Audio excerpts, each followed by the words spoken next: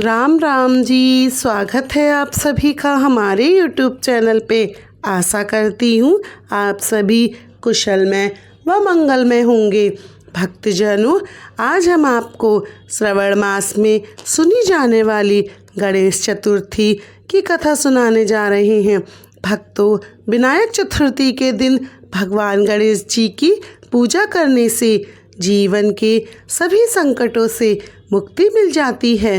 साथ ही इस दिन व्रत कथा का पाठ सुनने से श्री गणेश की कृपा प्राप्त होती है और उनका सान्निध्य प्राप्त होता है। आज सावन की विनायक चतुर्थी है और इस व्रत के करने से सभी मनोरथ और अपार सुख की प्राप्ति होती है। विनायक चतुर्थी के व्रत को करने वाले भक्तों के लिए इस कथा का पाठ करना और श्रवण करना अनिवार्य है। ऐसी मान्यता है कि सावन इस कथा का पाठ किए बिना अधूरा रहता है। सावन में जितनी भी व्रत पालन किए जाते हैं, जब तक विनायक चतुर्थी की कथा नहीं सुन ली जाती तब तक उनका पुण्य फल प्राप्त नहीं होता। समय सावन का महीना चल रहा है। सावन मास की विनायक चतुर्थी का व्रत आज यानी 8 अगस्त 2024 को किया जा रहा है। पंचांग के अनुसार हर माह में प्रदोष व्रत की तरह 2 बार गणेश चतुर्थी का भी व्रत किया जाता है। एक शुक्ल पक्ष की चतुर्थी की तिथि का और दूसरा कृष्ण पक्ष की चतुर्थी की तिथि का। कृष्ण पक्ष की चतुर्थी को संकष्टी चतुर्थी कहते हैं और शुक्ल पक्ष की चतुर्थी को विनायक चतुर्थी के नाम से जाना जाता है। दोनों ही चतुर्थी में भगवान गणेश की पूजा की जाती है। जिस प्रकार त्रयोदशी तिथि भगवान शिव को समर्पित है, वैसे ही विनायक चतुर्थी के दिन गणेश जी की पूजा का विधान है। सावन विनायक चतुर्थी के दिन गणेश जी की पूजा करने से गणेश जी की कृपा और उनका आशीर्वाद सदैव बना रहता है। साथ ही शुभ कार्य की बाधाएं भी दूर होती हैं।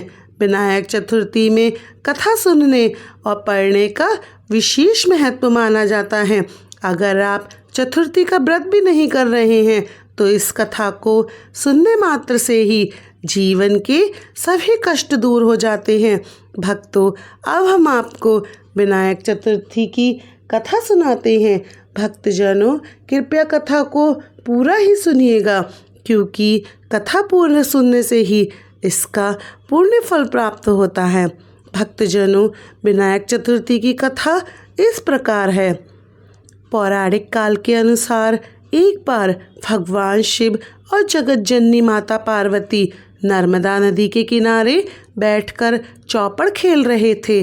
तभी यह सवाल खड़ा हुआ कि इस खेल में हार और जीत का फैसला कौन करेगा। इसका फैसला लेने के लिए भगवान शिव ने कुछ तिनकों से एक पुतला बनाया और उसमें प्राण डाल दिए। इसके बाद भगवान शिव ने उस बालक से कहा कि हमारे इस चौपड़ के खेल में तुम्हें हार जीत का निर्णय करना है। चौपड़ का खेल 3 बार खेला गया और तीनों बार माता पार्वती जीत गई। लेकिन जब उसे बालक से हार जीत का फैसला करने को कहा तो उसने माता पार्वती की बजाय भगवान शिव को विजयी बताया। उस बालक का यह गलत निर्णय सुनकर माता पार्वती बहुत क्रोधित हुई और क्रोध में आकर उन्होंने उस बालक को विकलांग यानी अपाहिज होने का श्राप दे दिया। बाद में उस बालक ने अपनी गलती के लिए माता पार्वती से माफ़ी मांगी और कहा, यह मुझसे भूलवश हो गया है। माता, कृपया आप इस श्राप को वापस ले लीजिए। इस पर माता पार्वती ने कहा कि श्राप को वापस नहीं लिया जा सकता, लेकिन इसका एक समाधान है। माता पार्वती ने कहा कि यहाँ गणेश जी की पूजा करने के लिए कुछ नाग कन्याएं आएंगी। इनके कहे अनुसार तुम्हें व्रत करना होगा, जिससे तुम इस श्राप से मुक्त हो जाओगे। तभी बालक कई वर्षों तक श्राप से पीड़ित रहा और कुछ समय बाद वहाँ कुछ नाग कन्याएं आईं। तब उस बालक ने उनसे श्राप मुक्ति के लिए एक व्रत विधि पूछी, तो उन्होंने गणेश जी के व्रत की विधि उस बालक को बताई। उस बालक ने पूरी श्रद्धा से लगातार 21 दिनों तक भगवान श्री गणेश का व्रत किया और पूजन अर्चन किया। उस बालक की श्रद्धा देखकर भगवान गणेश जी उस पर प्रसन्न हुए और उसे वरदान मांगने को कहा। बालक ने भगवान गणेश जी से प्रार्थना की और कहा, हे विनायक, मुझ में इतनी शक्ति आ जाए कि मैं अपने पैरों से चलकर कैलाश पर्वत पर जा सकूं और इस श्राप से मुक्त हो जाऊं। भगवान गणेश ने बालक को आशीर्वाद दे दिया और अंतर्ध्यान हो गए। इसके बाद वह बालक ने कैलाश पर्वत पर भगवान महादेव को शाप मुक्त होने की कथा सुनाई। चौपड़ वाले दिन से माता पार्वती भगवान शिव से रुष्ट हो गई थी। बालक के बताया अनुसार भगवान शिव ने भी 21 दिनों तक का भगवान शिव ने भी गणेश जी का व्रत किया।